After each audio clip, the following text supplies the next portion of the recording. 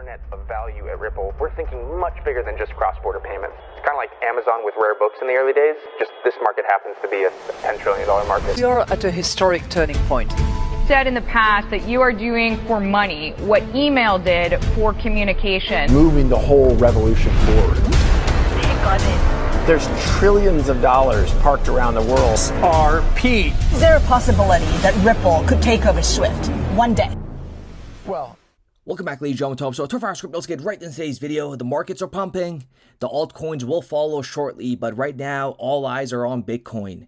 And we had former SEC Chairman Jay Clayton today on CNBC. Take a listen to him talking about how it's pretty much done. On a Bitcoin ETF, you think? I think approval is inevitable. Imminently? I think there's nothing left to decide. And in the next couple of days, we are going to see a lot of turbulence. But 2024 alone is going to be massive. Not just for Bitcoin, but for utility tokens. Take a listen to also what he says here. This is a big step, not just for Bitcoin, but for finance generally. If you can digitize, tokenize underlying assets and trade that way, that's a potential significant change across finance, not just in the crypto space. In regards to tokenizing the underlying asset, and those assets will need to be traded on a daily basis, and it needs to go through FX. It needs to use a currency that's not volatile, and that is where XRP comes in. Welcome back to another episode, ladies and gentlemen. David Schwartz dropped some bombshells on the XRP escrow. We're going to get into that, and then we're going to get into Pepsi and Cola. We're going to compare those two. And in the next couple of months, a lot of people are going to get a rude awakening on XRP's performance. They're going to say, what just happened? Because we're about to enter a utility market in 2024, and a lot of people are not ready for it. Take a listen to this. So David Schwartz was replying to a tweet yesterday in regards to escrow. He went on to mention, Ripple has two choices. We can continue to hold as much as XRP as we do, or we can reduce the amount of XRP that we hold.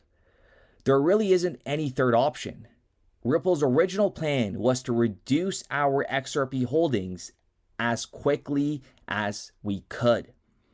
And he was asked, is burning the escrow not an option? He replied by saying, I can't think of any set of events that would lead that to happen that's even remotely probable. I also don't think it would have real benefits. And let's see how much they burned. Okay, so he's saying as quickly as possible. So here's a snapshot from 2017 of December where they had 55 billion XRP in escrow. As of December 2023, they have 40 billion XRP in escrow. So over 6 years, 15 billion XRP was released. And in a moment, we're going to get into a Q3 report where they're saying in 42 months, all of the XRP in escrow should be released. Now, take a listen to this. We've talked about this before, but we're not going to cover it too much. In 2018, lots of people argued that a reduction in supply could lower the market cap, and so price would have to go up significantly. The stellar burn proved that to be nonsense. I wouldn't assume the economics works some particular way without really thinking about it first. And we talked about stellar burning XLM, back in 2019. Nothing happened to the price.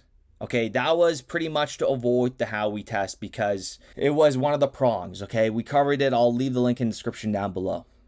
And then he went on to say this. This is a bombshell. This is music to my ears. I love to share what I think my analysis is, but I won't for two reasons. One, I'm probably wrong anyway. Everyone probably is. Two, lawyers tell me not to talk about factors that might affect future prices. So you'll have to use your own imagination. And we have done logical math on this channel, pointing to XRP going in double digits and triple digits 100%. And that is us using our logical imagination based off of math. And obviously no Ripple employee or executive, especially like David Schwartz, is going to come out here vocally and talk about or entertain the value of XRP, the future value of XRP, or any kind of hints to XRP. You got to understand the background of David Schwartz. Back in 1988, this patent was published by David Schwartz. Here it is right here. So date of the patent was 1991, and it was approved in 1988, the same year where the magazine that was released that said, "Get ready for a world currency," and we had the phoenix with the dollars burning. And let me give you a summary of this patent, because this is actually very important. This is before Satoshi Nakamoto. I mean, David Schwartz was already way ahead of his game. So this patent is for a multi-level distributed computer system that could have been beneficial in the development of XRPL. The patent's focus on efficient distribution of process and tasks across various network levels align with key aspects of distributed ledger technologies. By employing strategies for optimized task distribution and resource utilization, similar concepts could have informed the architectural and operational design of the XRPL, contributing to its efficiency and scalability as a decentralized ledger system. Okay, and this is what he was talking about back in 1988. And we're talking about a Bitcoin white paper that was released in 2009. And here we have the Q3 report, Ripple stating that over the next 42 months, all of the escrow should be released and circulating. So with that being said, ladies and gentlemen, let me know what you guys think in the comments down below. Don't get distracted by lagging coins like XRP. The fact that the price of XRP hasn't moved since inception, whatever you want to call it, hitting crazy numbers, just shows you that there's actually a real use case behind XRP. There's a real agenda behind XRP that involves the new financial infrastructure and connecting economies together. So when we see real assets get tokenized, those underlying assets will need to be moved and they need to be interoperable with other ledgers. And that is where you have ILP and XRP.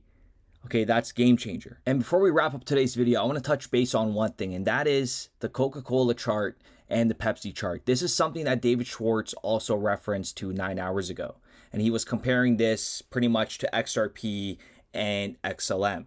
Take a look at this. So they were released on the same date, January 13th, 1984. Pepsi was $2 and Coca-Cola was $22. Can you just let that sink in for a moment? And yes, they went through multiple stock splits. As you guys could see, we had Pepsi that went through about, it looks like only 3 splits. And Coca-Cola went actually for a couple, like over 6 splits, it looks like, as you guys could see from the charts. But this just to show you how we are so early in this sector and how we actually haven't seen, again, I sound like a broken record, but a utility-driven market cap. Like, we haven't seen real world assets even be tokenized yet, right? So if these assets are not tokenized yet and are not moving across different ledgers across the world, creating a level playing field, then we haven't really achieved anything yet, okay? The Bitcoin hype is just a distraction, and we had billionaires saying that on media. Bitcoin is the greatest distraction from the greatest disruption that is ultimately coming to financial services and other businesses. And very soon, there's going to be a moment of decoupling of different assets like XRP, okay? With that being said, ladies and gentlemen, I do appreciate every single one of you guys. Let me know what you guys think in the comments down below. They're all going to be silenced. Every single XRP doubter is going to be silenced. And if you think XRP is going to go to zero or it's not going to do well, just sell the goddamn thing. No one's asking you to hold it, okay? None of this is financial advice. If you had any brain cells, you would see and understand that XRP's value is much higher than triple digits. The sky's the limit. Value. This is Internet 2.0, folks. This is value on blockchain, something we haven't seen before. It could scale to quadrillions. We started building RippleNet with the thesis that crypto liquidity would eventually be able to support robust global payments, large payments. RippleNet was designed so that customers seeing the benefits of our fiat-based network could flip the switch to ODL once the market was mature enough. And this is exactly what's happening. Flip the switch.